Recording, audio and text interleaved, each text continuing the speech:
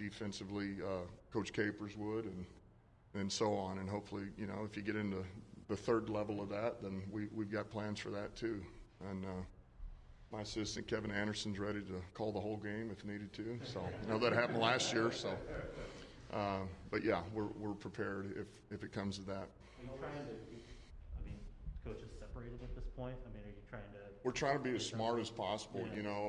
We still congregate, but we're trying to be mindful, staying away from each other. We're still masking up, even though technically, it's not required because we're all vaccinated and boosted. But we're trying to be mindful of it, and when we're around our players too. So just to hopefully eliminate some of that, because certainly you can still have symptoms and get sick and then feel, man, I need to test, and now you're down. So, and then you potentially spread it, and it affects everybody differently.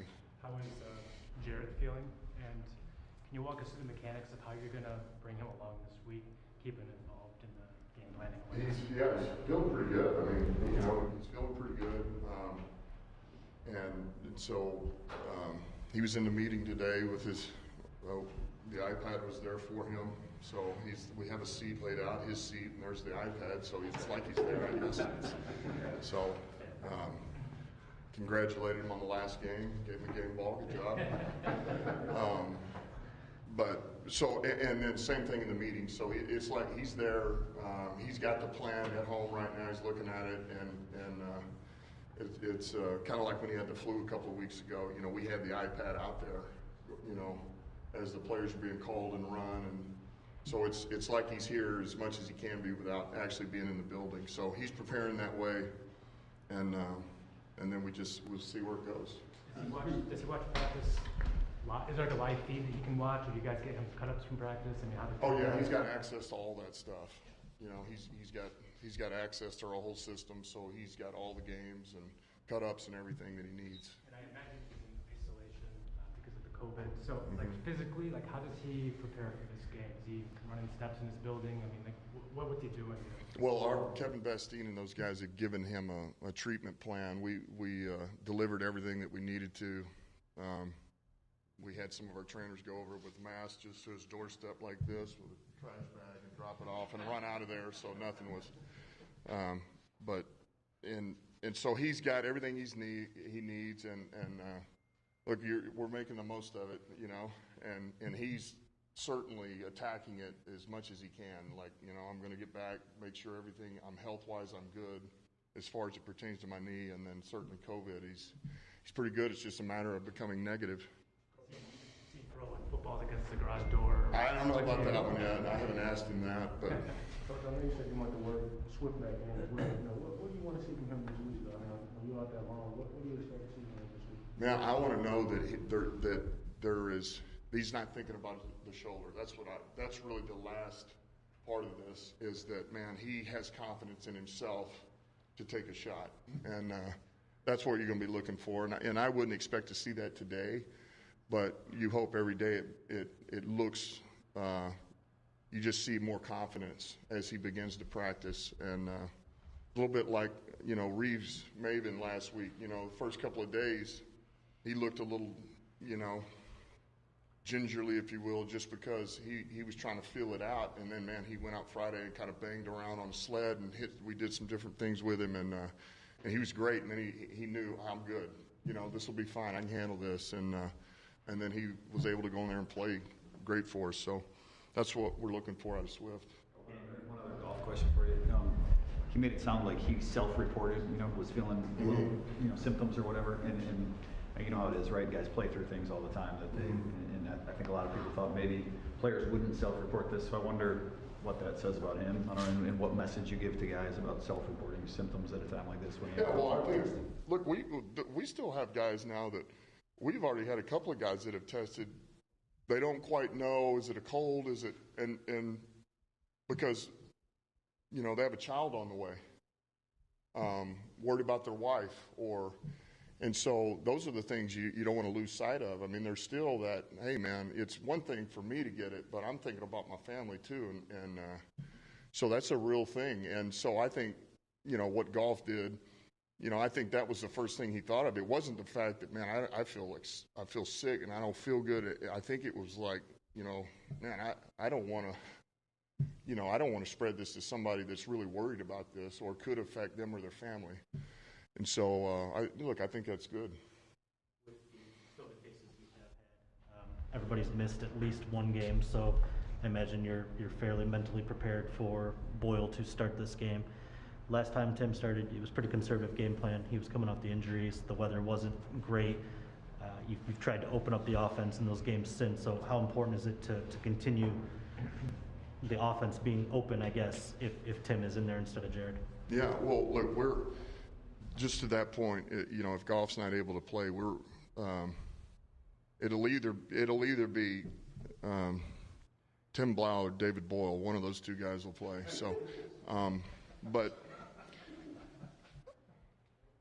just to answer that question, here's what kind of fires us up is Tim's been in it now 4 weeks, right? He's been practicing, and he was kind of fresh right back from the injury, you know, really a week off the injury, and now he's had another 4 weeks of being in there, and he's taken most of the scout team reps, man, and then, you know, he had to take a day there when Goff had the flu that one day and run the offense and go through the game plan, and so he's got his feet back under him. He's got his rhythm back, you know, back to him. He's throwing it well, and now he's got a game under his belt. So I think this will be good, and I don't feel like we're going to be hindered. Certainly, we'll have a plan to where he can succeed as the offense will, but I don't think we're going to be hindered. I don't feel that way. You guys activated Tracy Walker from the COVID list last week. Mm-hmm. Missed the game with an illness.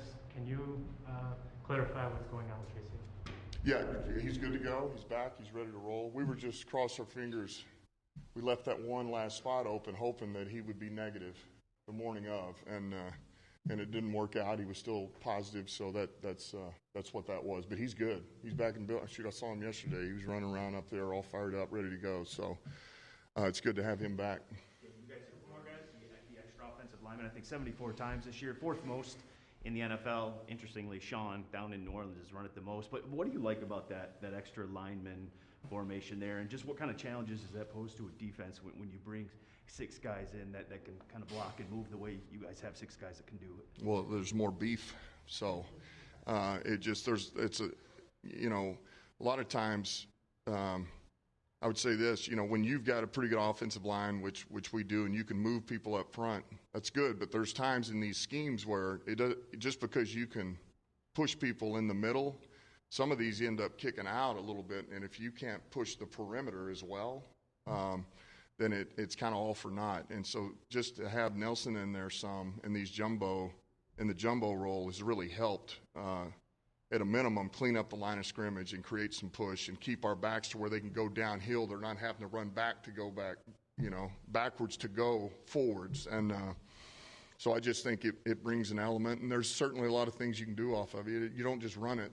You can play action off of it. And so, and there again, it helps because we've seen a ton of Nelson. I mean, he was our starting tackle for all those weeks, and so he's very capable, and you know he can do it, and he's been going, and so it's a pretty good fit is what it's been.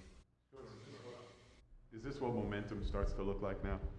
Well, I'd like to think that we got to carry it over this week, but you know we're starting to play a little bit better, and you know things are coming together, you know, the way you want them to, and now we got to keep getting better. I mean, they're as good as some things were the other day. There's still a lot we have to clean up, and so now let's clean those things up and then be prepared. This is a totally different opponent that we're playing than what we just faced, you know, and it's a whole nother set of challenges but yeah, you'd like to think we can continue down this road. Following up on the blocking question, there's a bunch of plays again Sunday where your wide receivers were out front, you know, laying into guys and helping clear paths. Yeah. Can you teach that at that position, or do you have to find guys that already have it kind of built in and are willing to do it? Yeah, I think you have to be willing. I think you can, if they're willing, you can certainly teach them because that goes with any position. If you're willing, you'll find a way because it's all between the ears, really. And so we knew that about Saint when we drafted him. He was tough, and it's not just about that. That is a big thing, but it's when it comes to catching a ball when somebody's draped on you, and it's, you know, and or I'm going to make a catch when I'm about to get hit, and now it's about blocking a DB, or I'll block a defensive end. Like Saint takes that stuff personal. If you tell him he's got to block a DN on the backside, or like he takes that stuff personal because he wants to prove that like I can do that. And Leaf is the same way now. Leaf's cut that way, so. I think you have to have it in you, and once you do, man, you can really help those guys get even better. Mike, last one. Yeah, Coach, I was listening to a radio show yesterday. You were talking about play calling and how you're getting better at it. Mm-hmm. Is learning patience part of that too? So that you've got a really cool play and you want to save it for a time where you really get the max out of it. Yeah, That makes any sense. yeah, no, it does. You do, and you're always thinking that way, but you got to be careful because there is a right time for every play, and if you call it at the wrong time, you did just waste it, and so that's hard. But at the same time, if you hold it too long, and then you end up in a spot where now it's going to do you no good if you did call it, you're going to regret it. So you're playing that game constantly as to when to call something, what time, where are we at, what hash, and so yeah, you just get in a rhythm. And I stated this: when you're able to convert on third downs, man, it really opens up all the things you can do in your playbook. Thanks, guys. Okay.